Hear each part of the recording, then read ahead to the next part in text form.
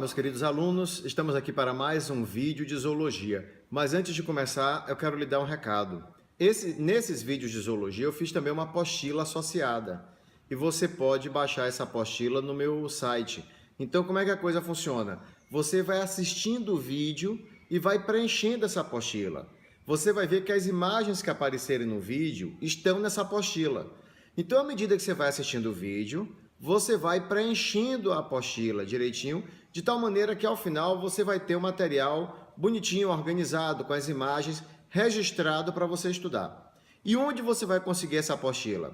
Você deve estar vendo aqui no vídeo uma letrinha I de informação aqui em cima, né? Você deve estar vendo aí uma letra I. Clique nela, que a partir dela você chega ao meu site, aí lá você vai na parte de zoologia e baixa a apostila desse assunto. Então, nesses vídeos de biologia, vai ter sempre uma apostila associada para você ir assistindo o vídeo e preenchendo a apostila. Tudo bem? Legal? Então, vamos agora ao nosso vídeo de quinidários. Os quinidários são animais lindos, né? Você tem medusas belíssimas, algumas até com bioluminescência, emitindo luz. Coisa muito chique, muito sofisticada, muito bonita, ali nos recifes de corais, aquele colorido, aquela coisa toda. Vamos ver algumas características dos quinidários. Primeiro, eles são eumetazoa, algo que eu discuti com vocês na aula de embriologia. Já tem a aula de embriologia gravada. Porque nós vimos o seguinte, poríferos são parazoa.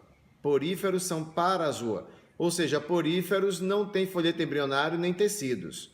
A partir de quinidário, já há folhetos embrionários e tecidos. Então, a gente diz que eles são eumetazoa. De quinidário para frente, todo mundo vai ser eumetazoa.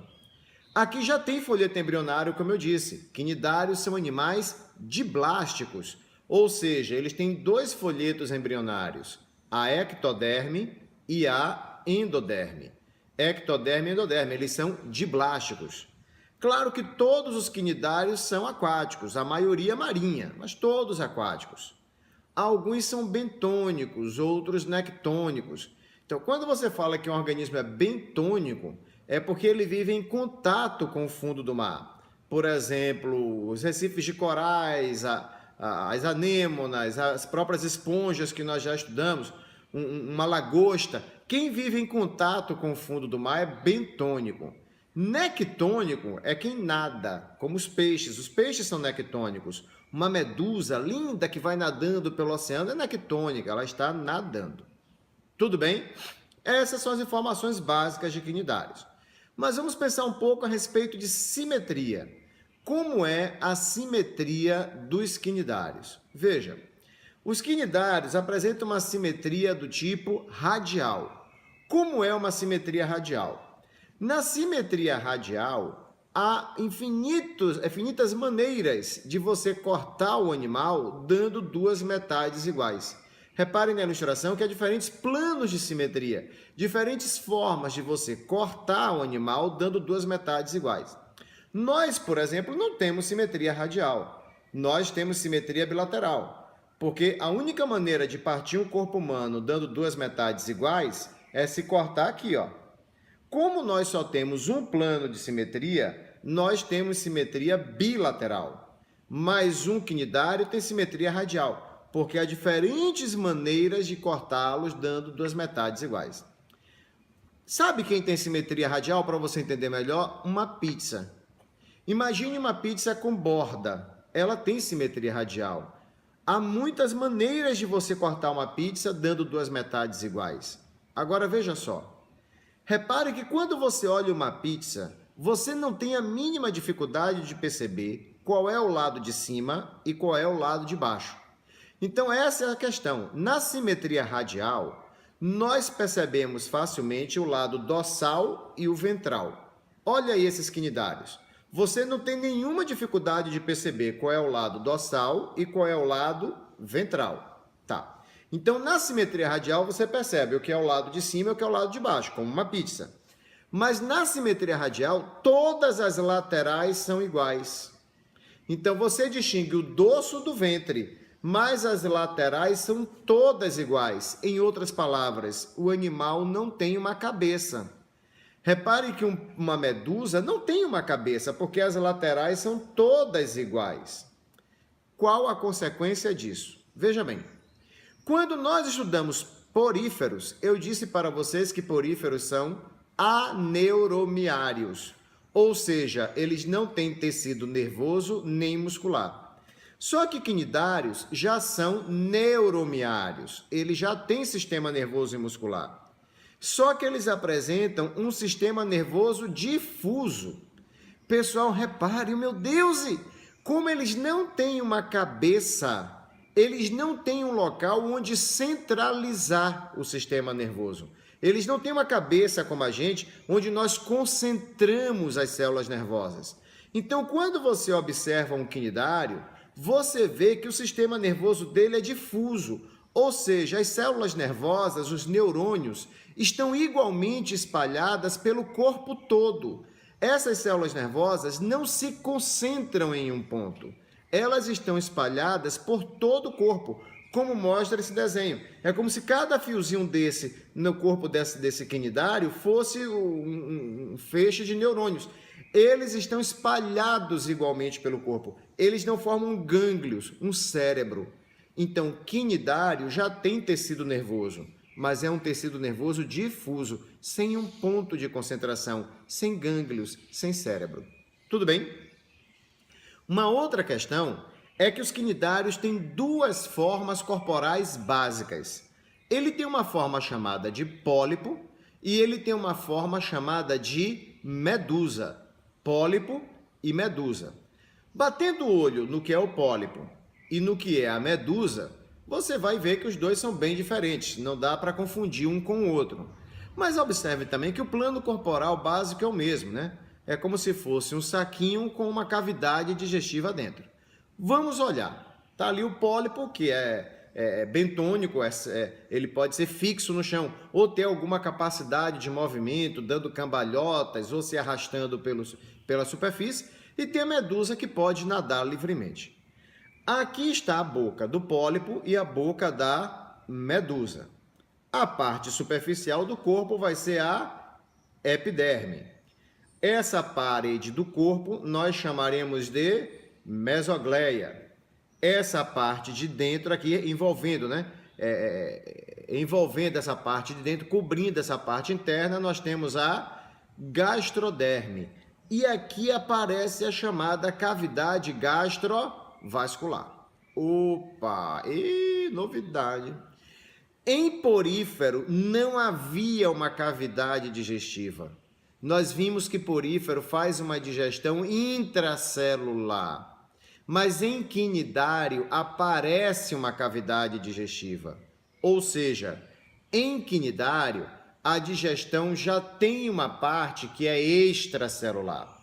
Então ele já faz uma digestão extracelular, ainda tem digestão intracelular, mas uma boa parte já é fora da célula. Então é como a gente. Eles fazem a digestão dentro do corpo, mas fora da célula. Você digere os alimentos dentro do seu corpo, mas fora da célula. Você digere o alimento que você come na cavidade da boca, na cavidade do estômago, na cavidade do intestino. O quinidário digere o alimento que ele come na cavidade gastrovascular, dentro do corpo, mas fora da célula.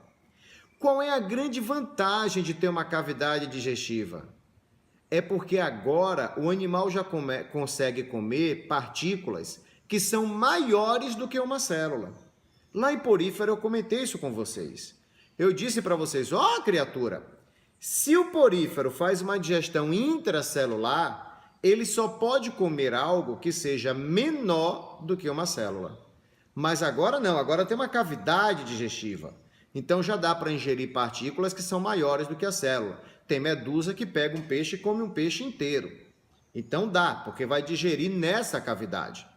Mas agora eu quero que você preste atenção ao nome da cavidade. É uma cavidade gastrovascular. Gastrovascular.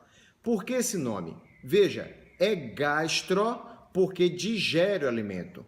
É vascular porque distribui o alimento pelo corpo. Entenda isso.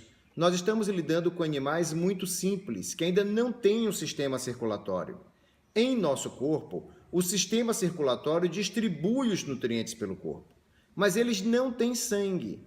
Então, a cavidade gastrovascular, além de digerir, distribui. Note no desenho como ela se espalha por todo o corpo do animal, que é para distribuir os nutrientes pelo corpo. Daí o nome gastrovascular. Gastro, porque digere. Vascular, porque distribui o alimento. Vamos em frente. Quinidários tem uma célula típica que recebe o nome de quinidócito. Vamos dar uma olhadinha nessa célula. Aqui está o quinidócito. Essa bolinha escura azul é o núcleo da célula. O grande destaque do quinidócito é essa organela, chamada de nematocisto. Ora, o que é que acontece? Essa é a célula responsável pelos acidentes com água-viva. Aquela coisa de você se encostar naqueles filamentos da água-viva e se queimar. Eu nunca me acidentei com isso. Mais perto que cheguei disso foi quando era criança, minha irmã se machucou com isso. Eu lembro que na época, inclusive, eu fiquei muito triste, muito chateado, porque a gente foi embora da praia mais cedo. Eu não sabia que doía tanto, achava que era frescura de menina. Mas hoje eu sei que realmente por relatos que dói muito. Tem espécies de quinidário que inclusive pode matar. Aqui no Brasil não temos espécies tão agressivas assim, mas algumas podem matar. Então essa é a célula que provoca aqueles acidentes com quinidários. Agora, como é que ela funciona? Note que o nematocisto tem um fiozinho enrolado. Aquele fiozinho está molhado, embebido em substâncias urticantes. Observe também que tem uma projeção ali em cima que é o quinidocílio. Então, quando o animal, sem querer, encosta no quinidocílio, essa célula verte, é como se ela explodisse. E esse filamento, embebido em substâncias urticantes, penetra na pele, provocando o acidente, provocando a queimadura. Tudo bem? Então, você se encosta naquele filamento, milhares dessas células explodem na sua pele, introduzindo esse filamento urticante que vai causar toda a dor. Claro que essa célula serve para defesa e ataque. Um animal que vai comer um quinidário, ele pode desistir ao se acidentar com isso. E também um peixe que passe por uma medusa, ele se bate ali, é paralisado, e aí a medusa consegue, por exemplo, comer o peixe. Então serve para defesa, serve para ataque. Vamos agora ver a classificação dos quinidários. Vamos ver os principais grupos, não todos, claro. Nós temos os hidrozoários. Representante muito famoso é esse quinidário aí, a hidra. A hidra é muito famosa, eu gosto dessa foto, inclusive, porque nessa foto ela está fazendo duas reproduções ao mesmo tempo. Repare que ela está brotando, uma reprodução assexuada por brotamento. Mas ali embaixo tem uma bolinha, onde ela vai produzir o gameta feminino. Então essa imagem mostra que ela tanto está fazendo uma reprodução assexuada, como também está se preparando para a reprodução sexuada. A hidra só tem fase de pólipo, ela não tem fase de medusa nessa espécie. Mas algumas espécies têm fase de pólipo e de medusa. Um exemplo é esse hidrozoário chamado de obélia. A obélia tem fase de pólipo e a obélia tem fase de medusa. Ora, veja aí o desenho. Então ela alterna uma fase polipóide com uma fase medusoide. Como muitos quinidários fazem isso, essa alternância, nós dizemos que quinidários fazem alternância de gerações, também chamada de metagênese. Alterna uma fase de pólipo com uma fase de medusa. É uma alternância de gerações. Agora, há um outro grupo de quinidários que nós chamamos de cifozoários. É nos cifozoários que vai estar a maioria das grandes medusas. A maioria das grandes medusas está aqui. Eles são geralmente dioicos. Tem um animal macho e um animal fêmea. E fazem a metagênese que eu comentei agora com vocês. Essa alternância de gerações. Alternar uma fase de medusa com uma fase de pólipo. Vamos, inclusive, agora detalhar para vocês como é essa metagênese. Então, observe. Eu tenho aí, criatura, uma medusa macho e a fêmea.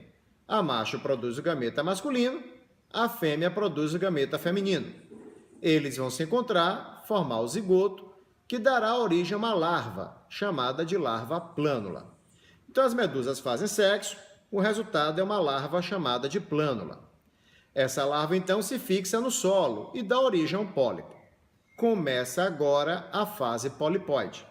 Então, nós temos duas medusas, fazem sexo, produzem a larva plânula, ela se fixa no chão e forma o pólipo. Começa a fase polipóide. O pólipo vai fazer uma reprodução assexuada por estrobilização. Note que o pólipo está ali todo segmentado. Isso é a reprodução por estrobilização. Vai segmentando o corpo, vai todo segmentadinho, e aí o pólipo começa a liberar cada segmento desse. Cada segmento desse que ele libera vai ser uma medusa jovem, que nós chamamos de éfera. Então veja, as medusas fazem sexo, forma a larva plânula, se desenvolve em pólipo, o pólipo faz uma reprodução assexuada por estrobilização. Fica parecendo um monte de pratinho empilhado. Cada pratinho que ela solta vai ser uma nova medusa. A medusa jovem nós chamamos de éfera. E aí a éfera se desenvolve em medusas adultas. Esse é o ciclo dos quinidários por metagênese. Então, por que uma alternância de geração? Porque está alternando uma fase de medusa, que faz reprodução sexuada, com uma fase de pólipo, que faz reprodução assexuada. Então, o que é que alterna? Medusa fazendo sexo, com pólipo com reprodução assexuada. Por isso o nome alternância de gerações, também chamada de metagênese. Agora, o que é que você vai ter atenção? Você vai ter atenção que tanto o pólipo quanto a medusa são diploides. Tanto a fase polipóide como a medusoide são diploides. E por que eu estou chamando a atenção disso de vocês? Eu estou chamando a atenção disso porque quando vocês estudarem vegetais, se é que já não estudaram, vocês verão que os vegetais também fazem metagênese. Mas a metagênese de vegetal tem uma fase diploide e outra fase haploide. Eu estou te chamando a atenção que a metagênese de quinidário é diferente. Ela não alterna isso. Tanto a medusa quanto o pólipo são diploides. O que alterna é uma fase sexuada com outra assexuada. Ambas diploides. Em vegetal, não. A metagênese alterna a haploidia. Então, cuidado para não confundir com metagênese de vegetais. Um outro grupo de quinidários são chamados antozoários. E esse grupo é muito bonito, porque é aqui que estão as anêmonas do mar, com todo o seu colorido. Eles são importantíssimos na formação de recifes de coral. E eles só têm fase polipóide. Eles não têm uma fase medusoide, só polipóide. E, como eu disse, formam os recifes de coral. E aqui vale a pena chamar sua atenção. Na Terra, os ambientes com maior biodiversidade são as florestas tropicais úmidas. Mas se você for para ambiente aquático, disparado, quem tem maior biodiversidade são os recifes. E os recifes têm uma diversidade maravilhosa, porque eles não têm apenas uma diversidade em quantidade de espécies. Eles têm uma enorme diversidade no nível de filo, inclusive.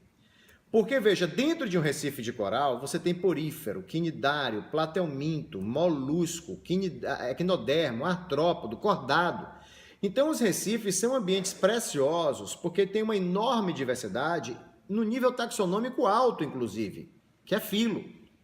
Mas são ambientes que hoje em dia estão muito ameaçados. Há vários problemas ambientais afetando os recifes, mas eu vou destacar dois. Um é a acidificação dos mares. Nós estamos acumulando muito gás carbônico na atmosfera. Esse gás carbônico entra na água e se combina com a água formando ácido carbônico, o que faz o pH dos oceanos cair. Tem que ter gás carbônico na água, não tem problema isso é normal e tem que ter, mas o excesso de gás carbônico entrando nos oceanos causa um problema. Porque quando você começa a formar muito ácido carbônico, isso prejudica a formação de carbonato de cálcio. O esqueleto que sustenta os recifes de corais e a própria concha dos moluscos depende de carbonato de cálcio. O carbonato de cálcio é um componente importante na estrutura esquelética dos recifes de corais. Acontece que, se o pH cai muito, se o pH começa a cair, isso dificulta a formação de carbonato de cálcio. Acaba não tendo carbonato de cálcio necessário para construir a estrutura dos recifes de corais. Então, esse é um problema que a acidificação dos oceanos causa e que já foi cobrado nos oceanos, no Enem. É um assunto que já foi cobrado no Enem. Acúmulo de gás carbônico faz o pH dos oceanos cair, o que dificulta a formação do carbonato de cálcio, que é fundamental para a estrutura esquelética dos recifes. Um outro problema é o chamado branqueamento de corais. Quando você vê aquele colorido dos corais, aquela cor não vem do quinidário. Na verdade, aquela cor vem de algas que vivem dentro dos quinidários por mutualismo. Então, o que acontece é que o acúmulo de gás carbônico está fazendo o planeta aquecer. Quando a temperatura dos oceanos aumenta, essas algas morrem. E aí o coral perde o seu colorido, fica branco, ele vai morrendo. Então veja, esse acúmulo de CO2 na atmosfera provocado pela humanidade tem causado dois problemas para os recifes. O pH cai dos oceanos, dificultando a formação de carbonato de cálcio, que é importante para a sustentação dos corais. Segundo problema, as algas que vivem dentro dos quinidários por mutualismo, o oceano fica mais quente e elas morrem, causando um problema chamado de branqueamento de corais. Tudo bem? Agora veja, para terminar o assunto, vamos ver a reprodução, rapidamente, dos quinidários. Todos os quinidários têm uma reprodução assexuada, pode ser por brotamento ou estrobilização. E em todos os grupos também há reprodução sexuada. Tem espécies que são monóicas e espécies que são dioicas. Poucas espécies com desenvolvimento direto, praticamente em todas as espécies há uma fase larvar, portanto, desenvolvimento indireto. Essa foi a nossa aula sobre quinidários, espero que tenha te ajudado. Até mais.